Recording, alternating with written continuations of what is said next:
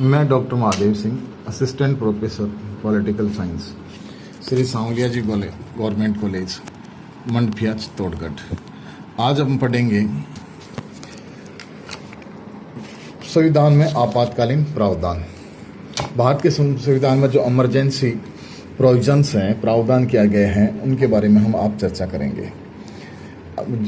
पहले हम बात करते हैं आपात शब्द से हम क्या समझते हैं। तो आपात शब्द का से तात्पर्य है ऐसी परिस्थितियों का अप्रत्याशित संयोग जो तुरंत कार्रवाई की मांग करता है, वो आपात कहलाता है। अर्थात आपातकालीन प्रावधान के बारे में हम कह सकते हैं कि जो विशेष परिस्थितियों का सामना करने के लिए विशेष प्रावधान या विशेष संवैधानिक प्रावधान वो आपातकालीन प्रावधान है। भारत के संविधान के भाग 18 में अनुच्छेद 352 से लेकर 360 तक आपातकालीन प्रावधानों की व्यवस्था की गई है। यानी कि कुल मिलाकर ये 9 अनुच्छेद है जो आपातकाल से संबंधित है। भारत के अंदर हम जानते हैं कि सारी कार्यपालिका शक्तियां राष्ट्रपति में निहित हैं, तो आपातकालीन शक्तियां भी राष्ट्रपति को दी गई है। परंतु संसदीय शासन व्यवस्था होने के कारण व्यवहार में ये शक्तियां राष्ट्रपति में निहित न होकर सैद्धांतिक रूप से हैं, व्यवहार में ये प्रधानमंत्री के नेतृत्व वाले मंत्रिमंडल की शक्तियां हैं। भारत में जो आपातकाल है वो 3 प्रकार के आपातकालों की बात संविधान में चर्चा की गई है, प्रावधान किया गया है। पहला है युद्ध, बाहरी आक्रमण या सशस्त्र विद्रोह की स्थिति से संबंधित संकटकालीन व्यवस्था। ये जो आपातकाल है, इसका प्रावधान संविधान के अनुच्छेद 352 में किया गया है। इसके संबंध में 44वें संविधान संशोधन के बाद जो वर्तमान में जो स्थिति जो व्यवस्था है वो इस प्रकार है कि नंबर 1, राष्ट्रपति द्वारा अनुच्छेद 352 के अंतर्गत आपातकाल तभी घोषित किया जा सकेगा जब मंत्रिमंडल लिखित रूप से राष्ट्रपति को सिफारिश या परामर्श कर दे। यानी इसका मतलब यह है कि राष्ट्रपति अपनी मनमर्जी से नहीं होगा। आपातकाल घोषित करना है तो इसके लिए कैबिनेट की रिटर्न रिकमेंडेशन आवश्यक होगी। इसी प्रकार इसमें जो दूसरी व्यवस्था की गई है वो आपातकाल 3 आधार पर लगाया जा सकता है। या तो युद्ध की स्थिति हो जाए, या कोई भारी आक्रमण हो, या देश में सशस्त्र विद्रोह या आर्म रिवॉल्यूशन होने की आशंका पर घोषित किया जा सकता है। अब 44वें संविधान संशोधन के बाद आंतरिक असंतोष के प्रावधान को हटा दिया गया है। नेक्स्ट जो बात है, इस घोषणा यानी आपातकाल की घोषणाओं के 1 माह के अंदर संसद के विशेष बहुमत से पारित करना आवश्यक है। अर्थात संसद के दोनों सदन, राज्यसभा और लोकसभा, अलग अलग प्रस्ताव जिसमें उपस्थित और मतदान करने वाले सदस्यों के 2/3 बहुमत और कुल सदस्य के पूर्ण बहुमत से वो प्रस्ताव पारित होना आवश्यक है। और एक बार में ये 6 माह तक इसके लिए आवश्यक है। 6 माह के बाद पुनः लागू करने के लिए इसके संसद की उसी प्रक्रिया से स्वीकृति आवश्यक होगी। इसमें साथ एक प्रावधान और किया कि आपातकाल पर पुनर्विचार के लिए लोकसभा की बैठक अवश्य बुलाई जानी चाहिए अगर यदि लोकसभा के 1/10 सदस्य इसकी बैठक बुलाने का मांग करते हैं तो। यार इसमें एक जो विशेष बात है वो है कि ये जस्टिसेबल न्याय हो गया। अर्थात ये कैबिनेट और राष्ट्रपति द्वारा लागू ये घोषणा अपने आप में पूर्ण नहीं है, इसको न्यायालय में चुनौती दी जा सकती है और बहुत बार इसको चुनौती दी भी गई है। हम अब बात करते हैं इस आपातकाल का क्या प्रभाव होता है। तो आपातकाल के का प्रभाव सबसे पहला ये है कि इसके निलंबन के साथ मूल अधिकार निलंबित हो जाते हैं। परंतु इसमें मूल अधिकारों में संविधान के अनुच्छेद 21 के अंतर्गत प्रदत्त जीवन का अधिकार निलंबित नहीं होगा। साथ ही केंद्र सरकार को राज्यों से संबंधित कानून बनाने के अधिकार भी प्राप्त हो जाते हैं। अब तक यह आपातकाल 3 बार लागू किया गया है।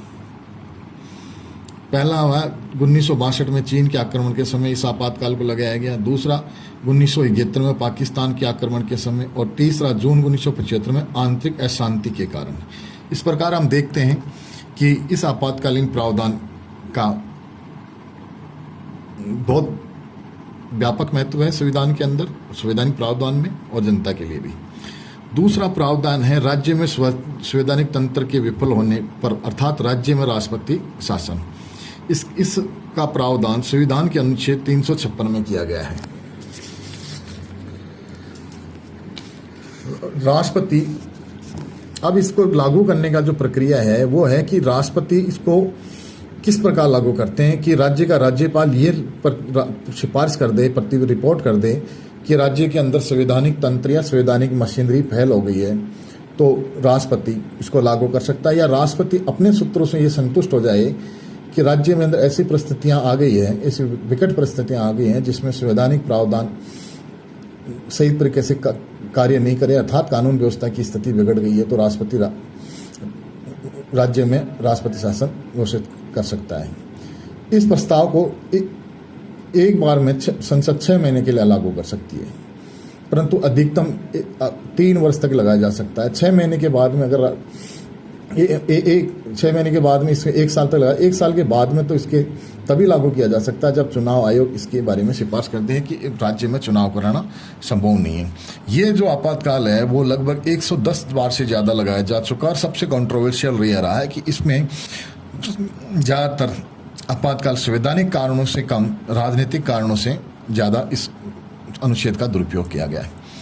अब हम बात करते हैं इसका प्रभाव क्या होता है। तो इसके प्रभाव की बात करें तो यह है कि राज्य की विधायी शक्तियां संसद में निहित हो जाती है, यानी कि संसद पार्लियामेंट है वो राज्यों के लिए कानून बनाना शुरू कर देती है और साथ इसमें मूल अधिकारों को भी निलंबित किया जा सकता है। और राज्य की कार्यपालिका शक्तियाँ राष्ट्रपति यानी राष्ट्रपति के माध्यम से राज्यपाल में संपूर्ण रूप से निहित हो जाती है, इसीलिए इसको राज्य में राष्ट्रपति शासन कहा जाता है।